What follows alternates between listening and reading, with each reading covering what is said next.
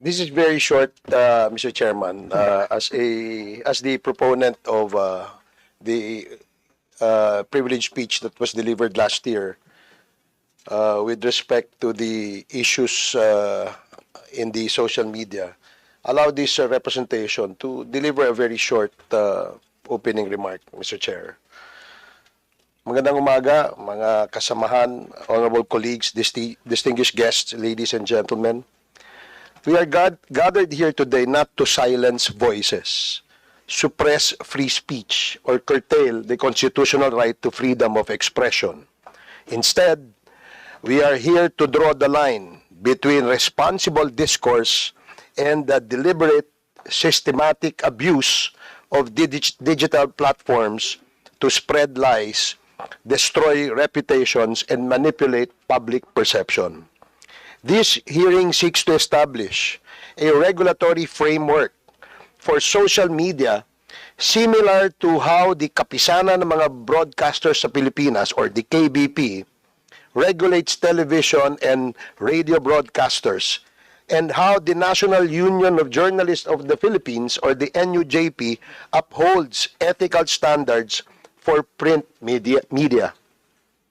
Our goal is to develop a code of conduct for content creators, ensuring accountability and ethical responsibility in this rapidly evolving digital space. While we uphold the constitutional right to freedom of speech, we must also recognize the urgent need for regulation to prevent the misuse of digital platforms. The lack of oversight has allowed vloggers and online influencers to freely spread harmful narratives without fact-checking or ethical accountability. To address this, social media platforms like TikTok and Facebook must be treated as legitimate businesses requiring a franchise or accreditation system.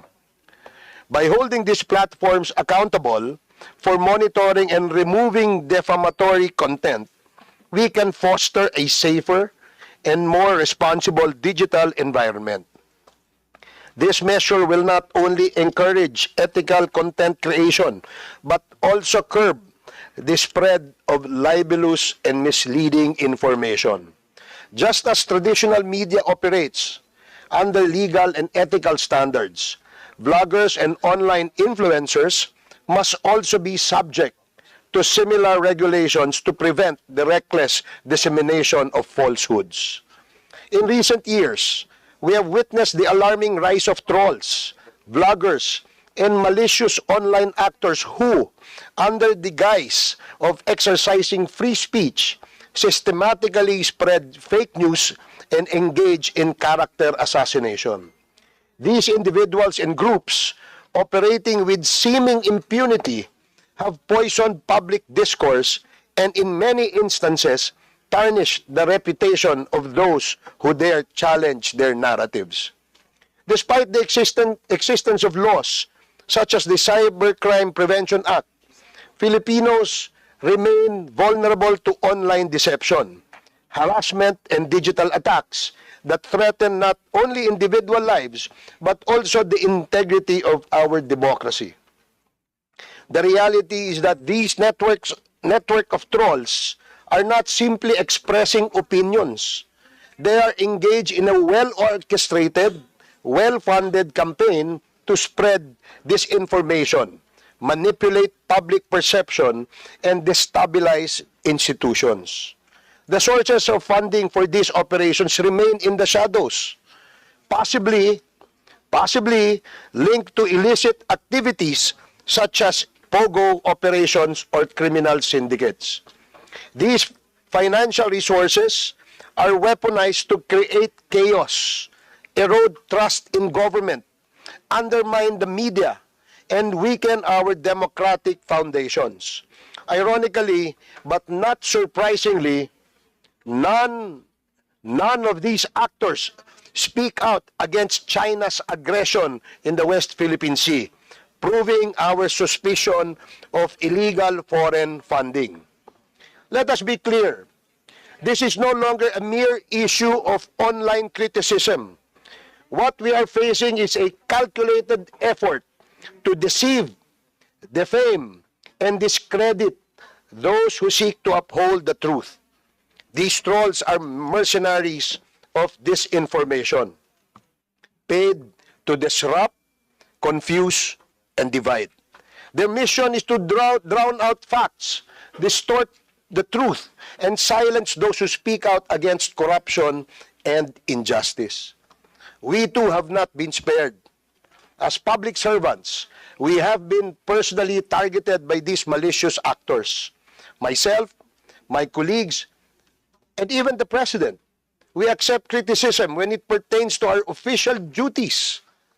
But it is evident that these attacks go beyond public accountability. Their true intent is to discredit us before the electorate and the people we serve through personal and baseless attacks. The Supreme Court in Labargan versus People of the Philippines, GR number 246824, citing the Care Jr. versus People in GR number 206015, ruled that, and I quote, offensive imputations against public officers do not constitute defamation if these relate to their discharge of official duties unless the prosecution proves actual malice. Defamatory utterances are malicious when made with knowledge that they were false or with reckless disregard as to its falsity, unquote. But this issue is bigger than any individual case, Mr. Chairman. This is about every Filipino who has been a victim of online harassment, cyber libel, and digital deception. If we continue to ignore this growing problem, we are failing the people we have sworn to protect.